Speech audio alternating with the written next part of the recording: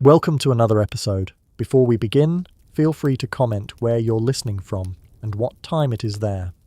And if you enjoy these slow journeys through science and history, don't forget to subscribe. Tonight, we drift beneath the surface. Beneath the calm of the waves lies a world long forgotten. Cities, coastlines, and whole landscapes swallowed by the sea. For thousands of years, people have lived at the ocean's edge, building homes, temples, and harbours on shifting ground. Some of them are still there, just hidden beneath the water. This is the story of what the sea remembers, and what time has chosen to keep. The sea has always been both a neighbour and a mystery. It is a companion to every coastline, a shifting edge to every map, a living border that breathes and sways. For as long as we have existed, we've walked toward it. We've followed its rivers, set our homes along its shores, and built our lives on the promise and the peril of its waters.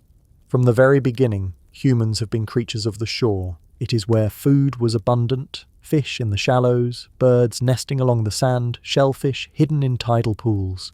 It was a place of travel too. Long before paved roads, the sea was the first highway, allowing people to paddle or sail from one community to another. And it was a place of trade, where goods from faraway lands could arrive on the tide. Copper, obsidian, salt, precious shells. But living close to the water comes with a silent contract. The same sea that feeds and connects us can also take everything away. A storm can flatten a village in hours. An earthquake far offshore can send a wave higher than houses racing toward the beach. And, given enough time, the ocean doesn't even need a single moment of violence. It can simply rise, inch by inch, year after year, until a whole city is gone. Our relationship with the ocean is one of deep memory. Cultures, thousands of miles apart, who never knew of each other's existence, still carry stories about floods, sinking lands, and cities swallowed by waves. It's no coincidence. Sea levels have not been fixed throughout human history. Only about 20,000 years ago, during the last ice age, much of the planet's water was locked up in vast glaciers. The shoreline then was far beyond where it is now. Entire continents seemed larger. When the climate warmed and the ice melted, the sea began to rise, sometimes gently, sometimes in catastrophic surges. By around 6,000 years ago, it had reached something close to today's levels. But in the process, it had erased enormous stretches of land, and with them, entire worlds of human life. Imagine walking in what is now the shallow North Sea, and finding yourself on a vast plain of grass, with rivers meandering through it, and herds of animals grazing in the distance. That was real, and the people who lived there hunted, built shelters, raised children, never knowing that one day the tide would return for good. When a civilization disappears beneath the waves, it leaves behind more than ruins. It leaves an ache in the historical record, a missing page in the book of who we are. We find traces, a pottery shard brought up by a fishing net, a piece of carved stone seen by a diver, an anchor lying in the silt, and we try to piece them together into a picture of a vanished place. But the ocean keeps its secrets well. Light fades quickly underwater, currents bury evidence, salt and time eat away at what's left. It's why underwater archaeology is as much an act of patience as it is of science. And yet we keep searching. Why? Perhaps because the sea has a strange way of preserving stories, even as it hides them. A shipwreck can remain frozen in time for centuries beneath the waves. A city's streets, if covered quickly by silt, can survive for thousands of years, waiting for the day someone with the right tools and enough curiosity comes to find them. There's also the undeniable allure of mystery. Standing on a cliff and looking out to sea, it's easy to imagine what might lie just beyond sight.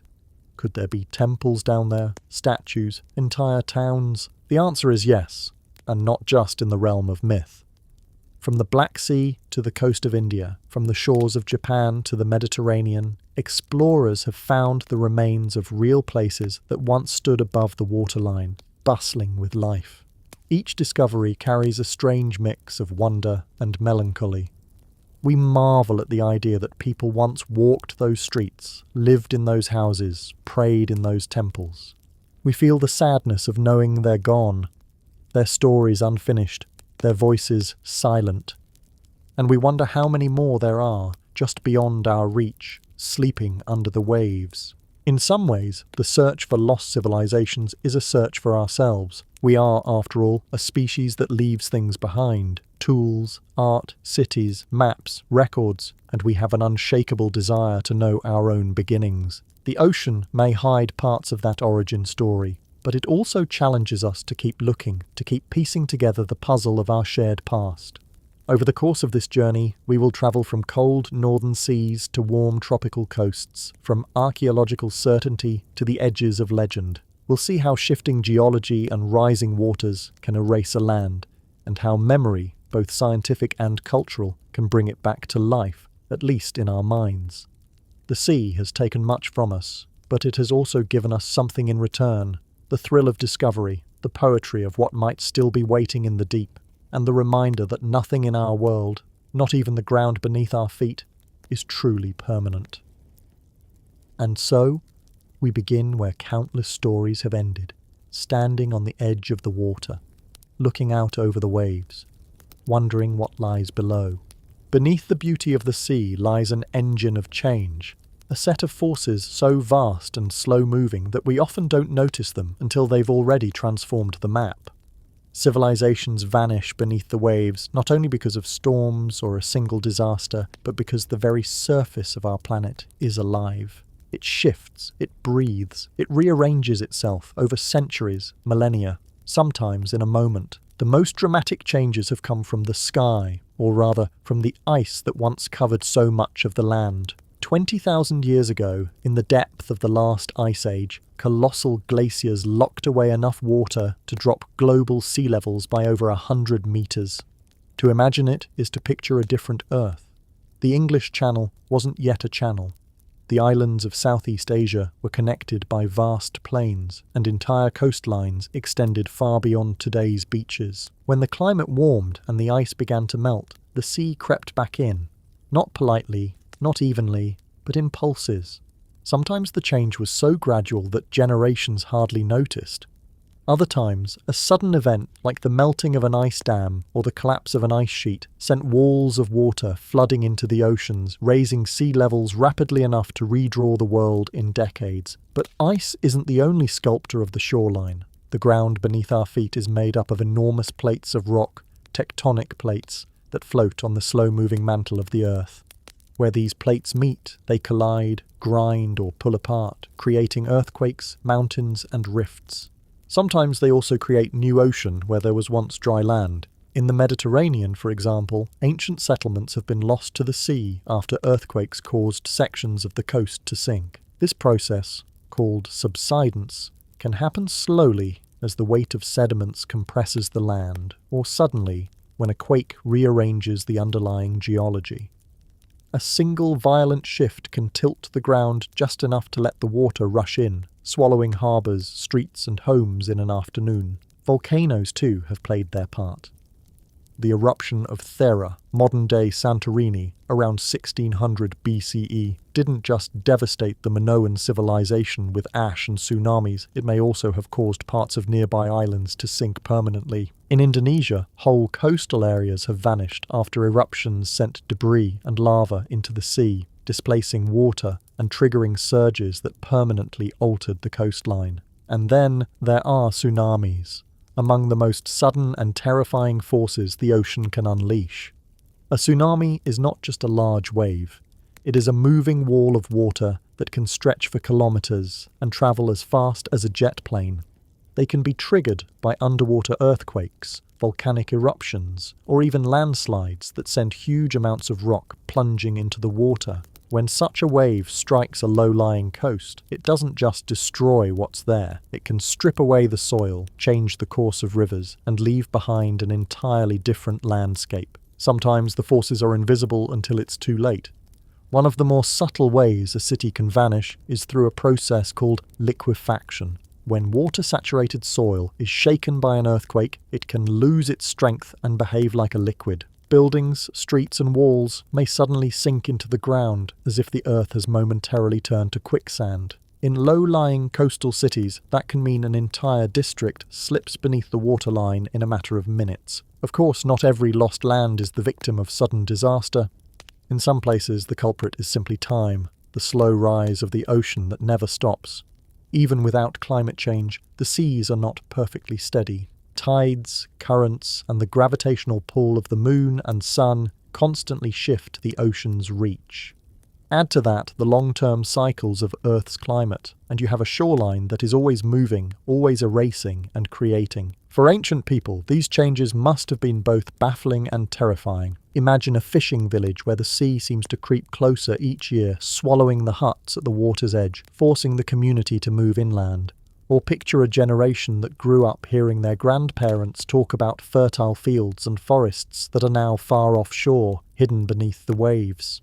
Without modern science, the only way to explain such loss was through story. Tales of angry gods, curses, or legendary floods sent to cleanse the earth. In truth, those stories often carried more truth than we might think. Modern geology shows that many flood myths align with real events.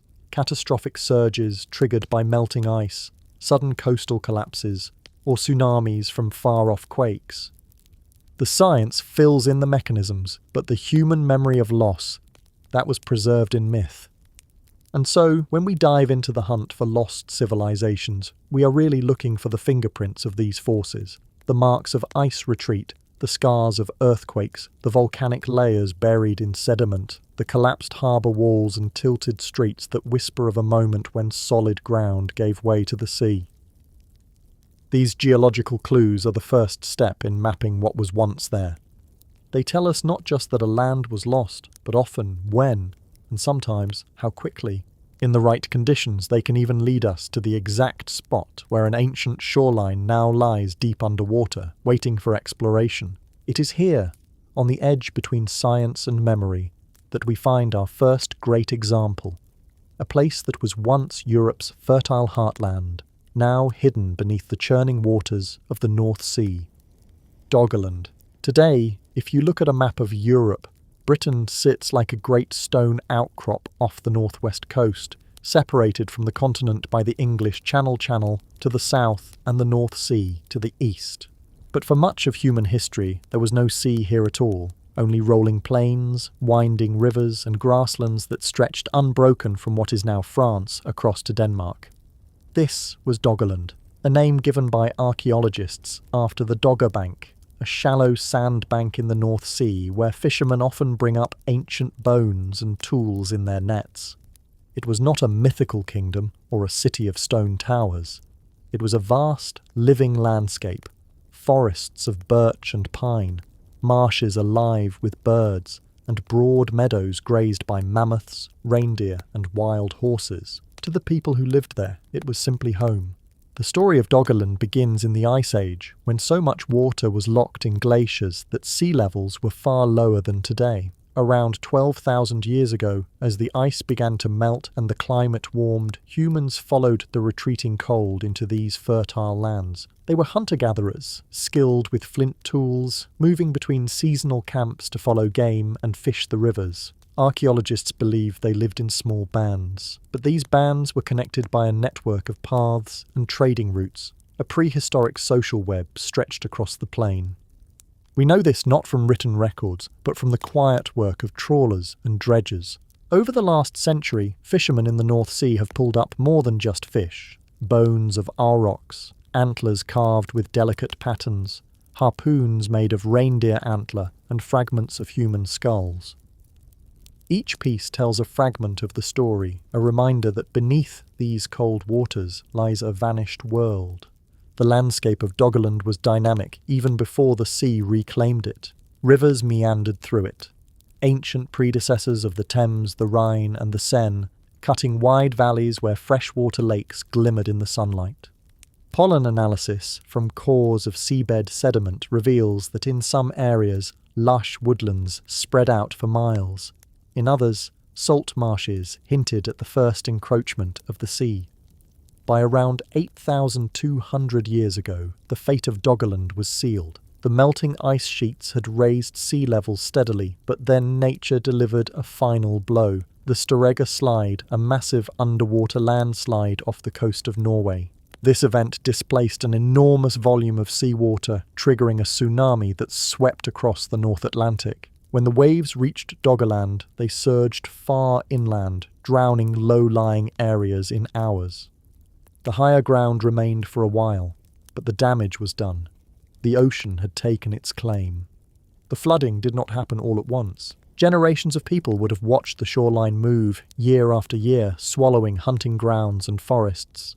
The marshes grew saltier, fish that once lived in fresh water began to vanish. Camps had to be rebuilt farther inland. Eventually, the sea became a permanent presence. By around 6000 BCE, Doggerland was gone, reduced to scattered islands, and then to nothing at all. It is hard not to imagine the emotional impact. For those last generations, the encroaching water would have been a constant reminder that their world was shrinking. Perhaps they told stories of a time when you could walk to the horizon without seeing the sea. Perhaps they remembered certain hills or river bends that now lay forever beneath the waves. And perhaps, just like the flood myths of other cultures, those memories were passed down, transformed into legend, and carried into the oral histories of later peoples. The rediscovery of Doggerland as a real place is a story in itself. For centuries, no one suspected that a Stone Age homeland lay under the North Sea. It wasn't until the 20th century, when fishing nets began hauling up prehistoric bones and tools, that researchers started to suspect the truth. In the 1990s, advances in sonar mapping and seismic surveys, often carried out for oil exploration, revealed a detailed picture of river valleys, hills, and coastlines hidden beneath the seabed. It was like finding an X-ray of a lost continent. Today, archaeologists study Doggerland not just for what it can tell us about the people who lived there, but for what it can teach us about the future. It is a vivid reminder that coastlines are not permanent. The world's oceans are still rising, this time due to modern climate change, and low-lying regions in our own time face the same fate as Doggerland.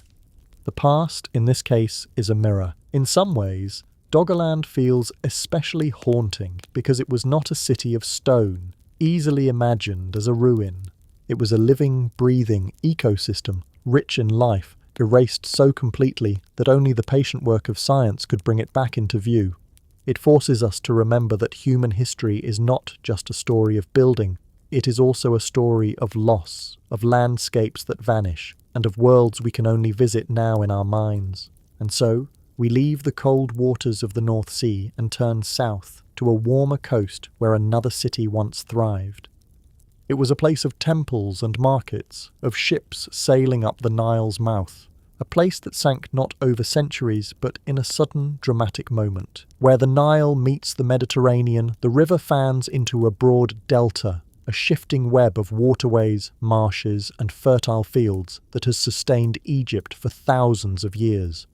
For much of ancient history, it was here at the mouth of these channels that ships from across the Mediterranean would arrive, their hulls heavy with goods, their sails full of Nile breezes. Before Alexandria was built, the great maritime gateway to Egypt was a city called Heracleion. For centuries, Heracleion was little more than a legend. Ancient Greek historians like Herodotus spoke of it as a thriving port, the place where Heracles himself, in myth, first set foot in Egypt. It was also said to be where Paris and Helen of Troy, according to one version of the story, sheltered on their way back from Troy. But by the Middle Ages, it had vanished so completely that many assumed it was simply a poetic invention. The truth was stranger than fiction. Heracleion was real, a bustling city of grand temples, quays, warehouses and streets, and it had simply disappeared beneath the waves. In 2000, after decades of searching, French marine archaeologist Frank Godillot and his team finally found it. Using a combination of side-scan sonar and magnetometry, they detected faint geometric patterns on the seafloor just off the modern city of Alexandria. Diving into the green, murky water, they saw what seemed impossible. Colossal statues lying on their sides in the silt, blocks of stone carved with hieroglyphs, and the remains of what had once been a vibrant city. The finds were astonishing. A massive red granite statue of the god Hapi, god of the flooding Nile, lay almost intact. There were columns toppled but still recognizable, inscriptions naming pharaohs, and even the remains of ancient ships preserved in the mud. Coins, jewellery, and ceremonial objects spoke of a city that was not just a port, but a place of immense religious and political importance. Heracleion had been built on the shifting edge of the Nile Delta, where fresh water met the salt water of the Mediterranean. It was a place of both opportunity and danger, close enough to the sea for trade, but vulnerable to the restless geology beneath. The city sat on waterlogged soil, a fragile foundation. At some point between the 2nd and 3rd centuries CE, the combination of a powerful earthquake and a phenomenon known as liquefaction changed everything. When the ground shakes, saturated soil can suddenly lose its strength, behaving like a liquid. Buildings, streets, and entire districts can tilt, sink, or vanish into the water. In Heracleion, this would have been catastrophic. Structures collapsed, quays crumbled, and whole sections of the city dropped below the waterline. Once the sea claimed it, the silt of the Nile quickly covered the ruins, preserving them in a muddy time capsule for over 1,000 years. Life did not vanish all at once. The city may have limped on for a time, its remaining buildings standing like islands among canals. But as trade routes shifted to nearby Alexandria, Heracleion was abandoned, left to the silence of the sea. The rediscovery of the city was like opening a window to the past. Divers uncovered stone slabs recording tax laws for incoming ships, revealing the tight control Egypt kept over its maritime trade. They found evidence of religious festivals in honor of Osiris, with ceremonial barges and offering vessels still in place. Each artifact added another thread to the tapestry, showing how Heracleion was not just a port of commerce, but a center of culture and belief. The scale of the find also changed the way archaeologists think about ancient coastal cities. It was a reminder that human settlements often occupy fragile ground, and that even mighty, prosperous cities can vanish without leaving a trace on land. The preservation underwater meant that much of what we know about Heracleion comes directly from objects that had been undisturbed for centuries, shielded from the plunder and weathering that ruin most sites. And yet, even with the ruins mapped and studied, Heracleion retains an air of mystery.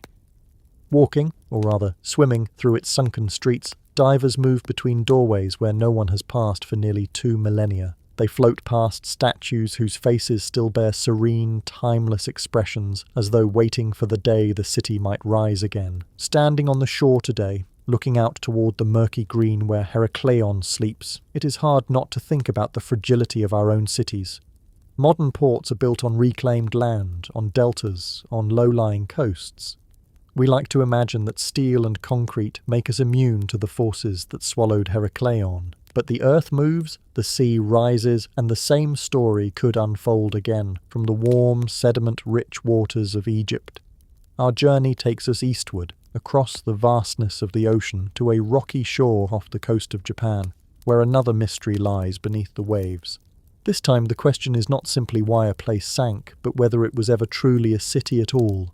The waters off Japan's southwestern islands are clear and blue, fringed with coral reefs and rocky headlands. Beneath the surface, schools of fish shimmer in the sunlight, and currents weave ribbons of warm and cool water together. It's a diver's paradise, but for those who venture deeper, there is something far stranger waiting on the sea floor. Just off the coast of Yonaguni, the westernmost of Japan's inhabited islands, lies a structure that defies easy explanation. It rises from the seabed like the ruin of some ancient temple, massive terraces cut into geometric steps, flat platforms edged by sharp right angles, and pillars that look as though they were shaped by human hands. Some divers describe it as a stone city, a lost monument swallowed by the sea. Others insist it's nothing more than an unusual natural formation. The Yonaguni monument first came to widespread attention in 1986 when local diver Kihachiro Aratake was exploring in search of new sites for tourists. Swimming along a slope about 25 meters below the surface, he suddenly found himself looking at an immense stone formation, unlike anything else in the surrounding landscape. The steps appeared precise, with risers and treads so straight that they could have been carved with tools. Passages and what looked like roads seemed to connect different levels, and here and there blocks of stone stood as if marking entrances. When photographs and videos began circulating, the diving world, and soon archaeologists, took notice. Some claimed the site was evidence of a lost Japanese civilization, perhaps dating back to the last ice age when sea levels were much lower.